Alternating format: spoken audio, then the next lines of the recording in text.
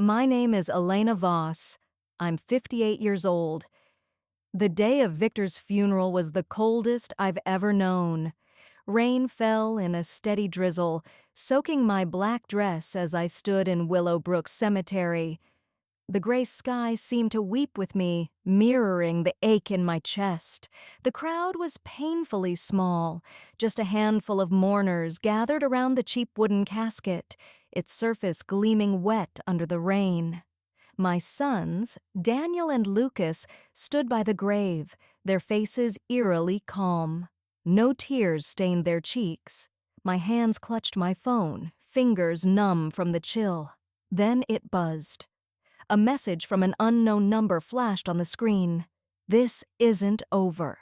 The truth is hidden. Beware your son's stories. My heart froze, like a bucket of ice water dumped over me. Who sent this? The words cut deep, sharp as a blade.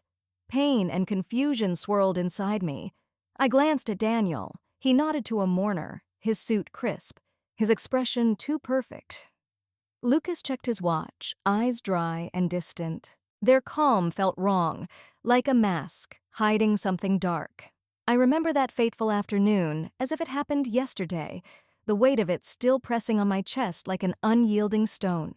I had just returned from the supermarket in Willowbrook, my arms laden with groceries, fresh bread, Victor's favorite cheese, and a bottle of that robust red wine he adored so much, the one with the deep cherry notes that made his eyes light up after a long day at the shop.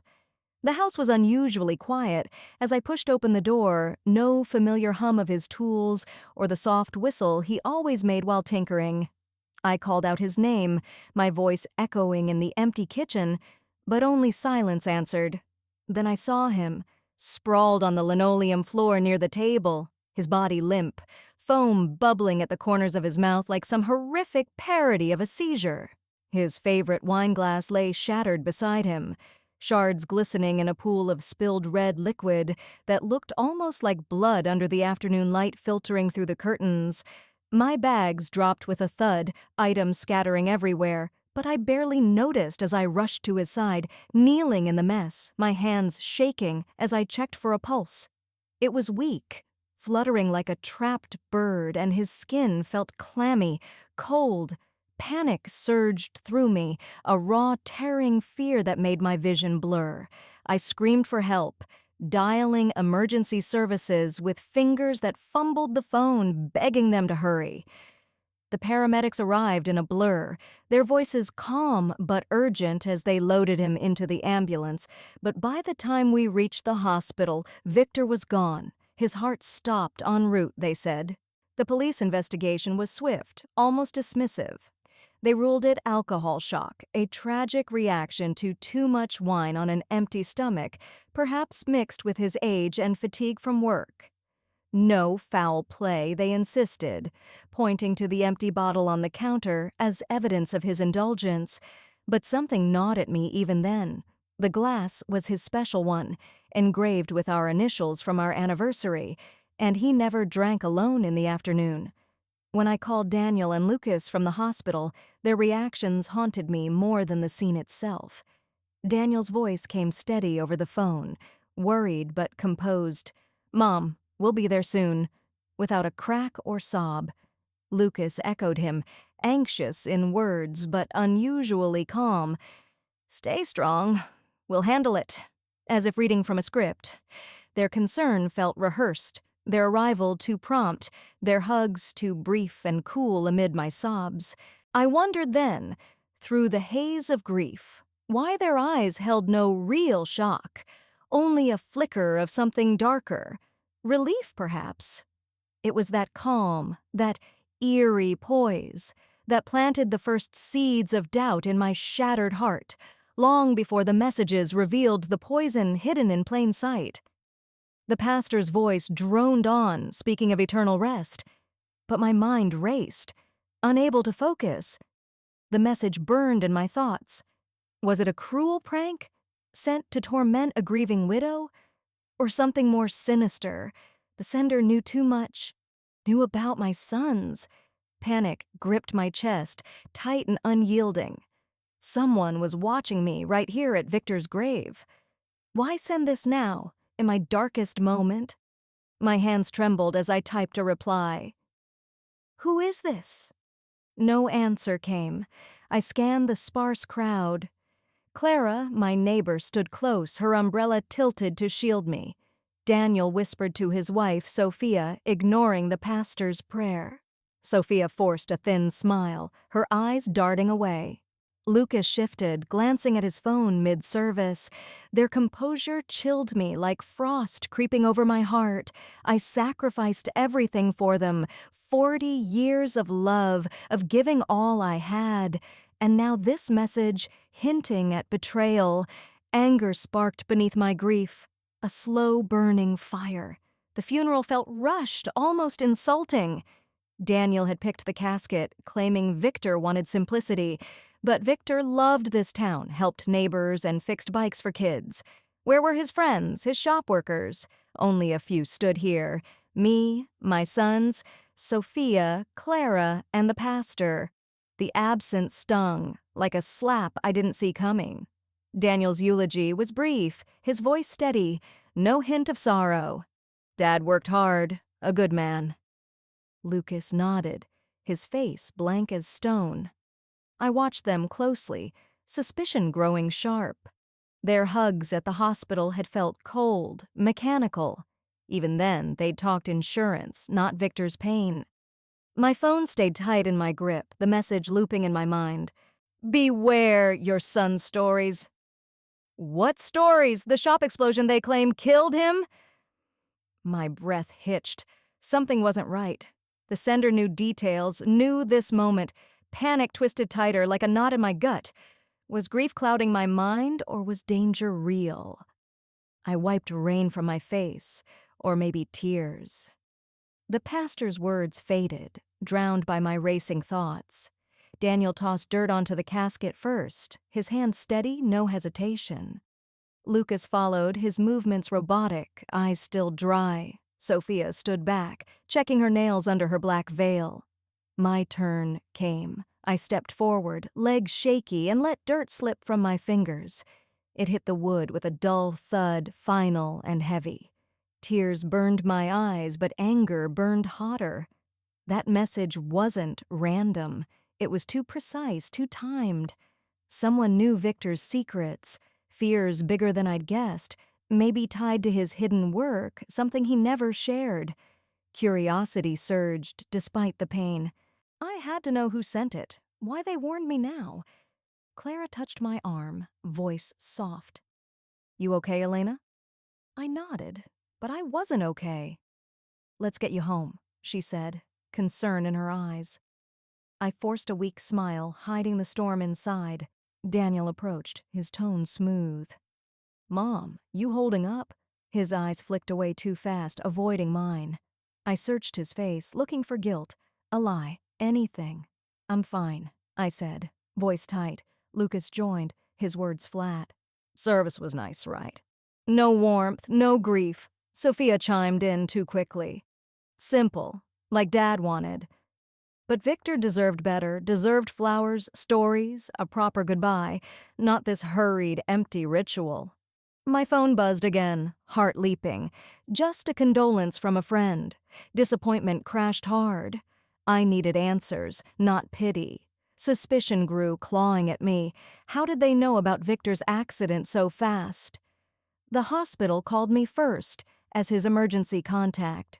Yet Daniel and Lucas were there before me, already talking policies. The message's warning echoed. The truth is hidden. Hidden in their calm faces, in their rushed choices? Clara drove me home, rain pounding the car, wipers swished in rhythm, a steady pulse against my thoughts. Those boys seem off, she said, voice low. I nodded, gripping my phone. Too calm, Clara? She sighed, eyes on the road. Grief's strange, but yeah, odd.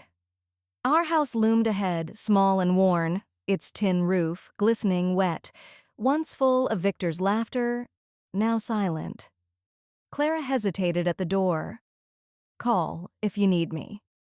I nodded, stepping inside alone. The quiet pressed heavily like a weight on my chest. I sat at the kitchen table, staring at the message.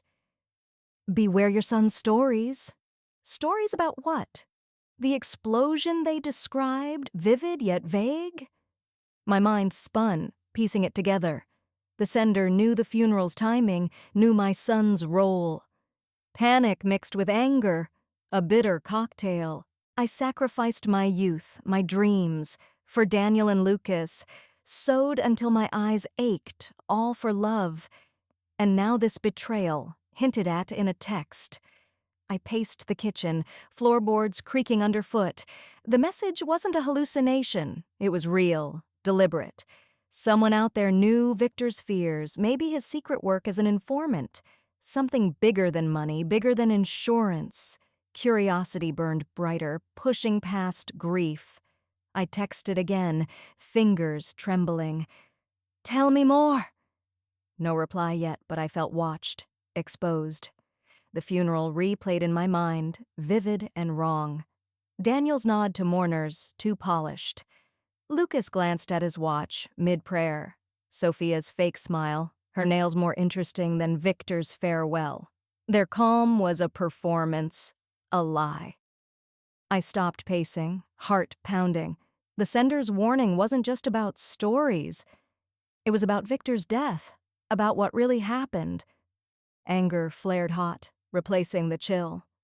I'd given them everything, 40 years of my soul. And now doubt consumed me, right here in this empty house. Suspicion hardened into resolve. The message was a lifeline, a call to act. I didn't know who sent it, but they knew my pain, my loss. They knew the truth was buried, not with Victor, but in my son's actions. Daniel's steady voice at the eulogy, Lucas's blank stare, and Sophia's cold detachment. They weren't grieving. They were hiding. My fingers tightened around the phone. I'd follow this lead, no matter where it took me. The cemetery's rain, the sparse crowd, the cheap casket, it all screamed wrong. Victor deserved a community, not this secrecy. Someone out there, maybe tied to his hidden informant work, wanted me to see it, to fight for it. I stood straighter, jaw set. The truth was out there, and I'd find it. Even if it meant facing my own sons. Even if it broke me. I sat at the kitchen table, the message still burning in my mind. My heart ached with memories of Victor, his laughter filling our home during family dinners. I'd cook roast, the boys begging for seconds, Daniel's eyes bright, Lucas mimicking his dad's grin. But that image clashed with the funeral. Daniel's smile there, so calm, now felt like a mask. Not my boy anymore. I sacrificed everything, sewing 18 hours a day until my fingers bled. Love kept us whole, I told myself then. For them, always. Lucas's steady gaze at the grave, not a tear shed, jarred against memories of his tight hugs as a child. That dry-eyed stare haunted me, so cold, so wrong. The boys had changed, their hearts turning to greed. Daniel scorned Victor's bike shop, his voice sharp. "I'll make real money, Dad." Lucas nodded, always following his brother. They left for the city, chasing wealth, leaving us behind. Those dinners lingered in my soul. Victor is carving meat, joking about his day, and the boys are giggling over spilled milk. But Daniel's calm nod at the funeral, too polished, echoed now as calculated. I gave up my dreams for them, my eyes straining over fabric late at night. Love drove every stitch, every sacrifice. Lucas's blank face at the grave, checking his watch mid-prayer, cut deeper than I admitted. Their visits grew rare, their calls short. "Sell the house, Mom," Daniel urged, voice smooth but cold. "It's too big for you now." Lucas backed him up, his tone flat, like at the cemetery. "You're getting older." Their words stung, like frost on bare skin. Suspicion crept in, slow at first. Their calm hides poison, I thought, picturing Daniel's untouched eulogy notes folded neatly in his pocket. Something wasn't right. Their voices, their eyes felt like lies. Another text buzzed my phone. Can't reveal yet, eyes everywhere, check online banking first. My pulse quickened. I logged into our account, hands shaking. Thousands gone, withdrawn by Daniel. Without my knowledge, anger flared, hot and bitter. I'd saved for years to build that savings. For our family. The next message came fast. Insurance was their push, not his. A trap. A trap? My mind spun back to their hospital talks, all about policies, not Victor's pain. I drove to his shop next, heart pounding. The place was spotless, tools gleaming, no sign of an explosion, no scorch marks, no debris, just lies. At the police station, Officer Ramirez frowned, flipping through files. No accident report, Mrs. Voss. Methanol in his blood. Poison. My knees buckled. Poison? Not an accident. The truth hit like a stone. Memories flooded back, warm but painful. Sunday fishing trips, Victor baiting hooks, and Daniel splashing Lucas in the river. Their laughter once filled my heart. But at the funeral, Daniel whispered to Sophia, ignoring the pastor. Lucas's phone glance, mid-service, felt like a slap. I repeated my love back then, sewing through exhaustion. Family first, I'd whisper, thread in hand. Those boys were my world. Now their greed shocked me. Sophia's voice at dinners, sharp and condescending. This house is crumbling, Elena. Her heels clicked on our porch, disdain in her eyes. Daniel's excuses grew thin. We're busy, Mom, Lucas echoed, always the follower. Suspicion turned to anger, like a fire catching dry wood. They planned this, I realized, seeing Daniel's steady hand toss dirt on Victor's casket. Too calm, too perfect.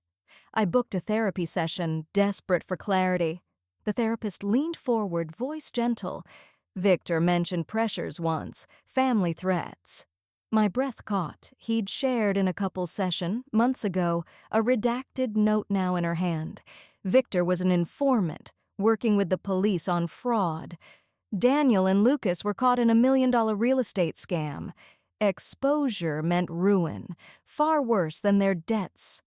My heart raced, connecting dots.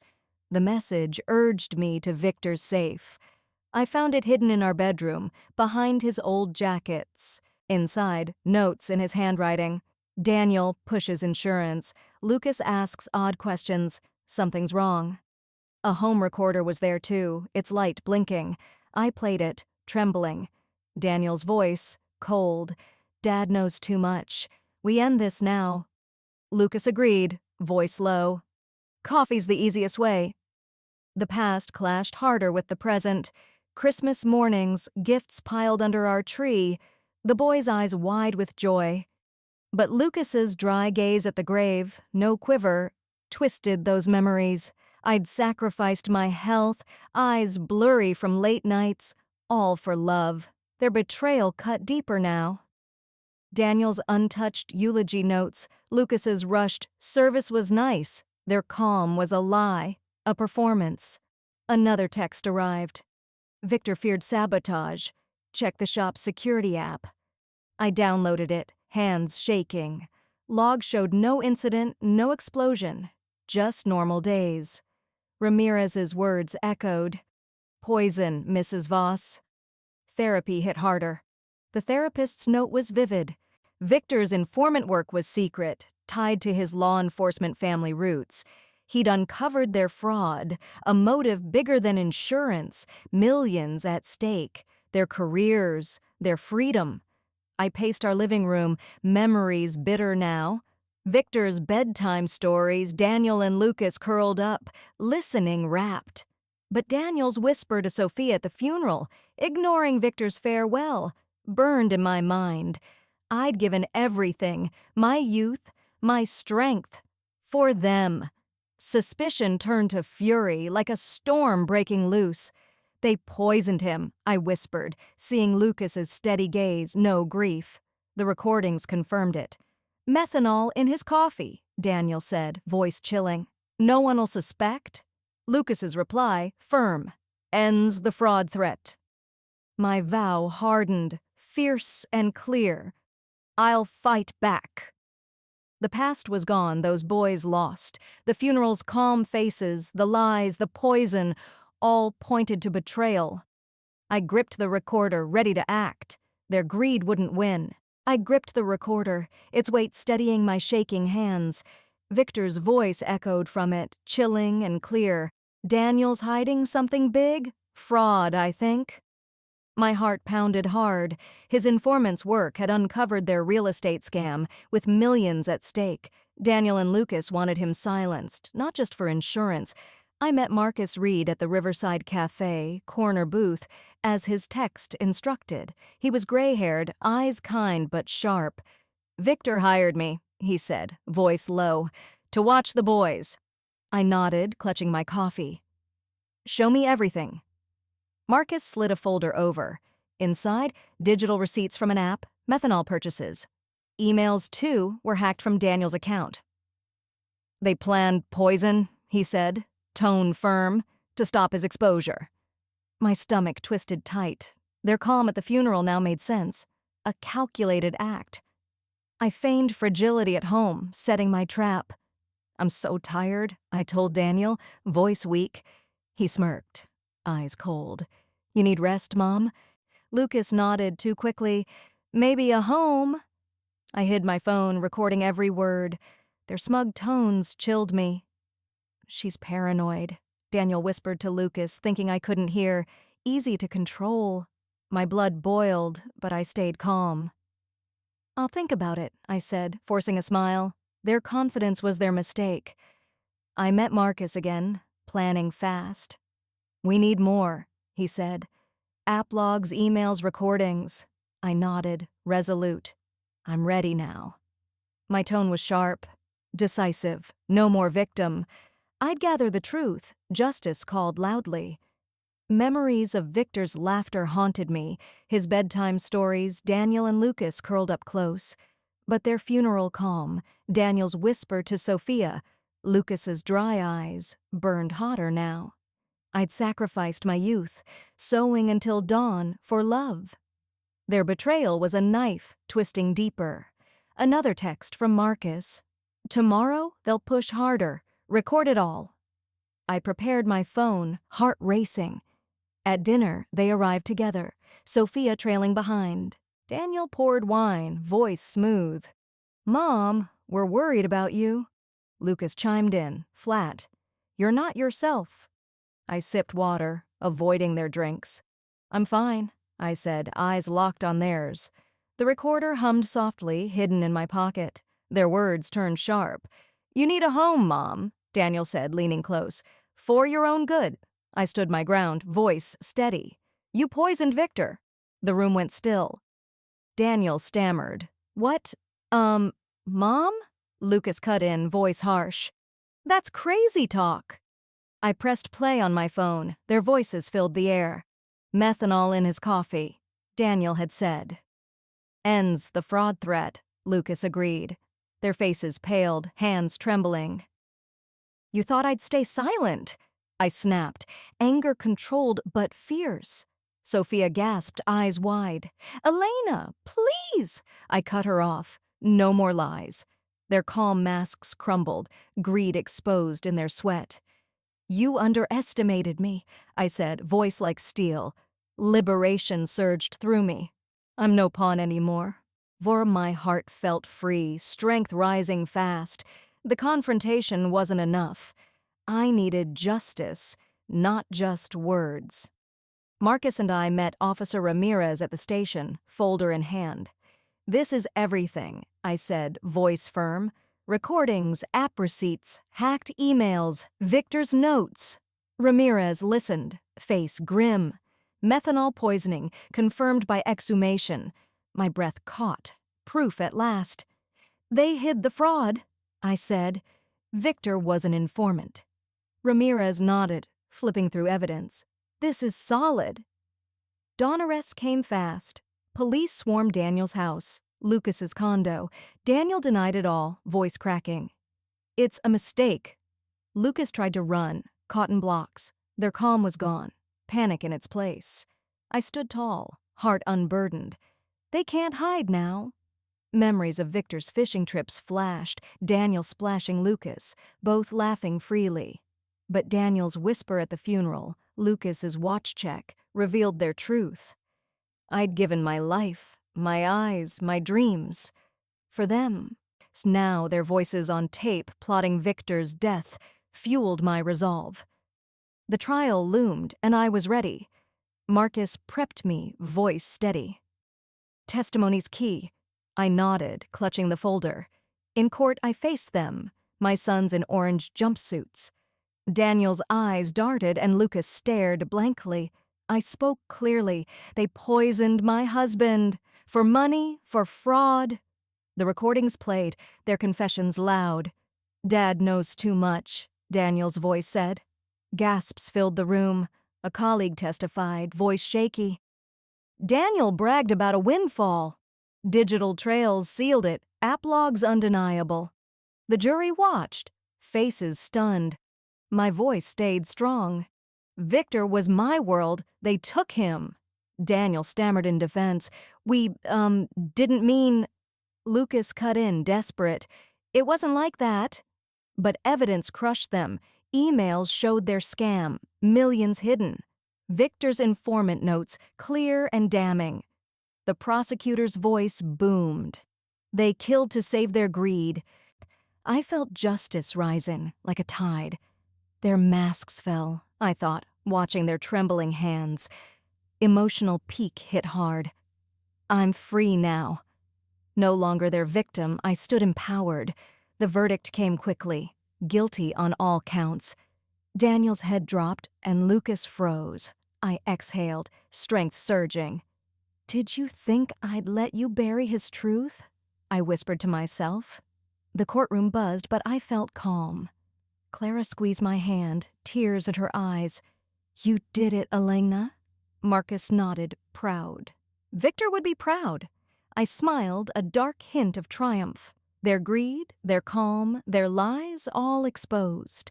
The trial wasn't just for Victor. It was for me, for truth. I'd sacrificed 40 years, my health, my heart. Their betrayal tried to break me, but I rose stronger. The evidence, digital and raw, turned the tables. They thought me weak, I thought, standing tall. Justice felt sweet, not malicious. My voice echoed in my mind, fierce and clear. I'm ready for what's next. So the fight wasn't over, but I'd won this round.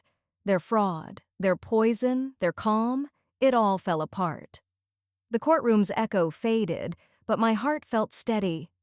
Daniel and Lucas faced conviction, their orange jumpsuits stark against the polished wood. Daniel's head hung low, his stammer gone silent. Lucas stared ahead, eyes blank, like at the funeral. The judge's voice was stern. Guilty of murder, guilty of conspiracy. No parole for 30 years. Justice landed heavy, like the dirt I'd tossed on Victor's casket. Daniel's note came days later, scrawled and desperate. Mom, I'm sorry. Too late. He hanged himself in his cell, guilt too heavy to bear. Lucas broke apart, ranting in a psychiatric ward, haunted by Victor's shadow. Their fraud was exposed. $1 million scam splashed across headlines.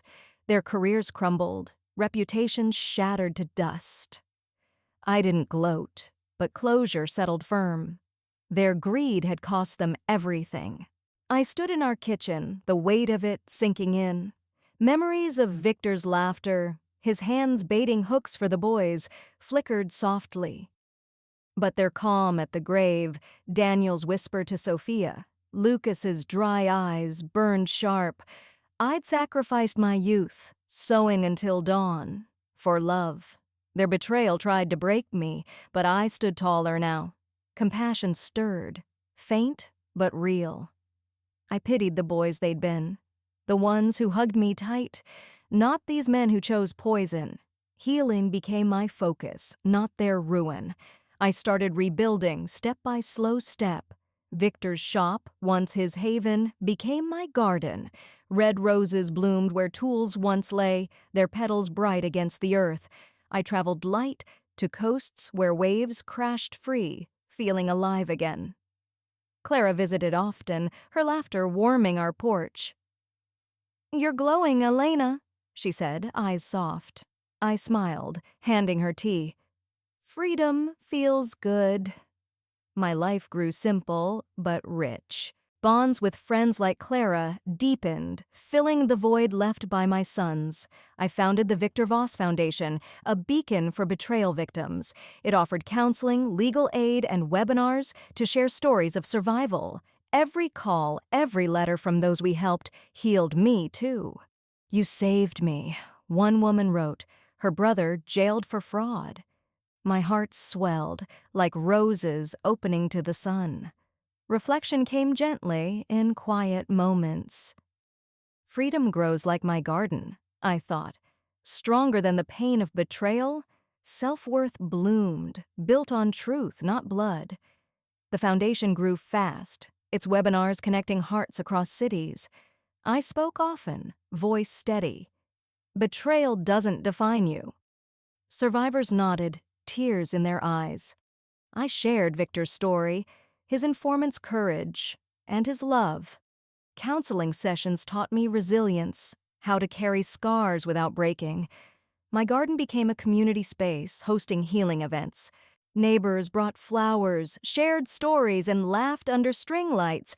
Clara helped plan, her voice warm. "Victor's proud, Elena." I felt it too, his presence in the breeze. Philosophical thoughts took root, deep and clear. Self-worth outlives greed. Loyalty, not blood, made family. I learned that the hard way, but it freed me. My voice turned intimate, confiding to those who'd listen. Seek your justice, no matter the foe. Justice wasn't just for Victor. It was for me, for every woman betrayed. I stood in my garden, pruning roses, feeling strong. Daniel's suicide, Lucas's collapse. They paid their price. I didn't revel in it, but truth had won. Compassion lingered for the boys I raised, their giggles at Christmas, their small hands in mine. But those boys were gone, replaced by men who chose greed. I forgave that loss, not their crimes. My life moved forward, lighter now. Trips to the coast, walks with Clara, letters from the foundation, they filled my days. The webinars grew, stories pouring in. "My sister tried to scam me," one woman shared. "We helped her fight, win, heal." My reflection deepened, voice soft. "Freedom's worth fighting for." The town buzzed with our story, some calling me brave, others harsh. I didn't care. Truth was my shield. Victor's informant work, his secret courage, inspired the Foundation's mission. Counseling saved me, gave me tools to rebuild. I spoke at events, voice warm but firm. "Resilience is your power." Women nodded, some crying, some smiling. My garden events brought laughter, healing under the stars. Clara's hugs felt like family, real and true. Philosophical musings shaped my nights. Betrayal teaches strength, I thought, staring at Victor's old tools, now garden stakes. Loyalty defined my new family, not blood. I confided in others, my voice intimate. Find your worth, stand tall. Catharsis wrapped me, a warm embrace. Every webinar, every letter felt like Victor's legacy. The foundation helped dozens, then hundreds. A young widow called, voice shaky. My brother poisoned my mom. We found her justice, her tears turning to thanks. My heart lifted, like waves on the coast. I traveled there often, sand between my toes, feeling free. Clara joined sometimes, her laughter bright. "You're unstoppable," she said, eyes twinkling. I smiled, knowing it was true. Justice had freed me, not just punished them. Daniel's note, Lucas's breakdown, they were consequences, not my focus. I pitied their lost selves, but moved on. My voice carried hope now, sharing wisdom.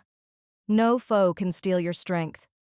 The garden bloomed, roses for Victor, for truth. 5 years have passed since that courtroom day. I'm 63 now, my hair fully white, but my eyes shine brighter. The moral of my story rings clear. Family is loyalty, not greed. Age strengthens us, it doesn't weaken. My journey proves it. Self-esteem triumphs over betrayal, empowering women like me. Truth's power shines through pain. Facing realities brings freedom, not defeat. I share this like a friend, warm and direct. You have strength inside, I say softly. Betrayal hurts, but resilience heals.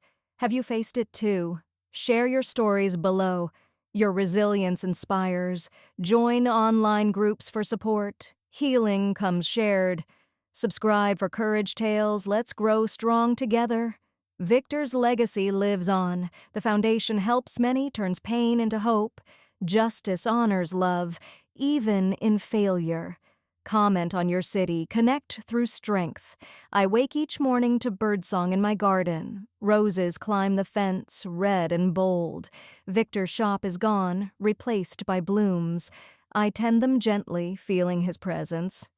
The foundation started small, but grew fast. We offer counseling, legal help, and webinars for survivors. Your story saved me, letters say, a woman from Texas wrote last week. Her brother's scam mirrored mine. We guided her through, justice won.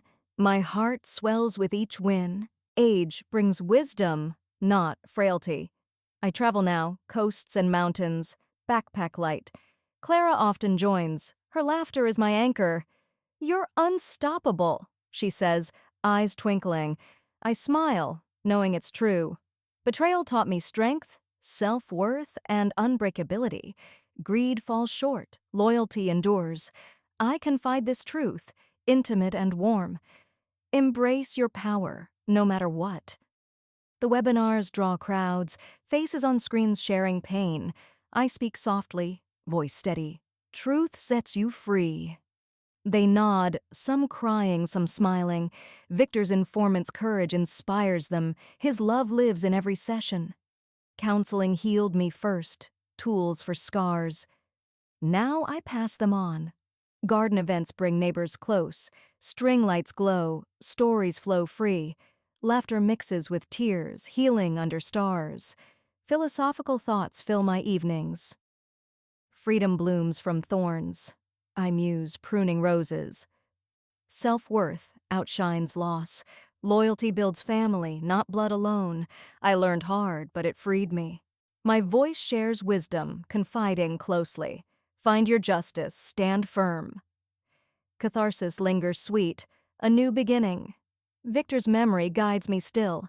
His fishing trips, boys' splashes, echo softly. But their greed, their calm, their poison, lessons learned. I pity those lost boys, forgive the pain, not the acts. My life is mine now, rich and full. Trips to the sea, waves crashing, renew my spirit. Clara's visits warm my home.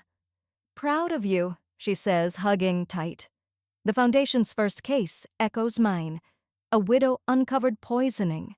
Brother was jailed. She hugged me, tearfully. You gave me hope.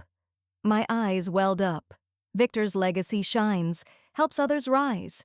Pain to purpose, simple as that. Reflection deepens daily. Age empowers, greed destroys. Truth over lies, always. I share this warmly, like a chat over tea. Your turn now, claim your strength. Online groups connect us all. Widows share stories. Support flows free. Join one, I urge, voice gentle. Healing starts there. Subscribe for more tales of triumph. Let's build resilience together.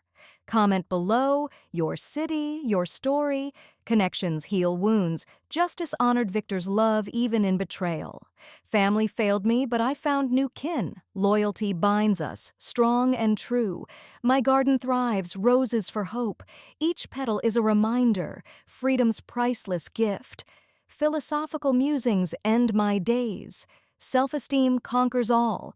Betrayal's shadow fades, light takes its place. I confide this truth, intimate and clear. No defeat lasts forever. Catharsis brings peace, shared with you. Years blend softly now. Morals stands firm, loyalty over greed, age as ally. My path empowers others.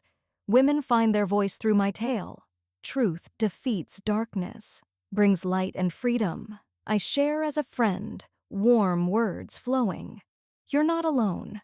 Betrayal stings, resilience mends. Share yours below, inspire us all.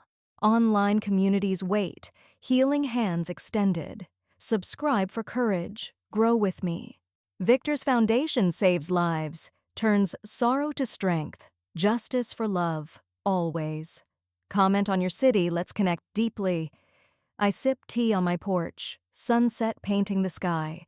Garden whispers peace, roses swaying gently. Victor's spirit lingers, proud and warm. The Foundation's webinars buzz weekly. Survivors speak out, voices growing bold. Your story lit my way, one says. My smile widens. Age taught me power, betrayal my lesson. Greed crumbles, loyalty stands tall. Family by choice, not chance. I reflect quietly, with philosophical thoughts. Worth blooms from within. Truth's light guides. I confide softly. Voice intimate. Claim your dawn. Catharsis completes me, hope shared widely. My story isn't just mine anymore. It's a beacon for anyone betrayed, anyone who's fought for truth. Loyalty, not blood, builds family. Age only sharpens our strength. I've learned that standing in my garden, roses blooming where Victor's shop once stood. His courage as an informant, his love for me lives on. In every webinar, every life the Victor Voss Foundation lifts. I'm 63 now, free and whole. Truth won, not greed. I share this like a friend, close and warm. Did you like my story? What city are you from? See me in the comments. If you felt this, support me with super thanks so I can keep telling stories like this. Thank you for your amazing support. I can't wait to read your comments. On screen, you'll see 2 new real-life stories I highly recommend. My channel's full of more waiting for you. Don't forget to subscribe. See you in the next story. With all love and respect.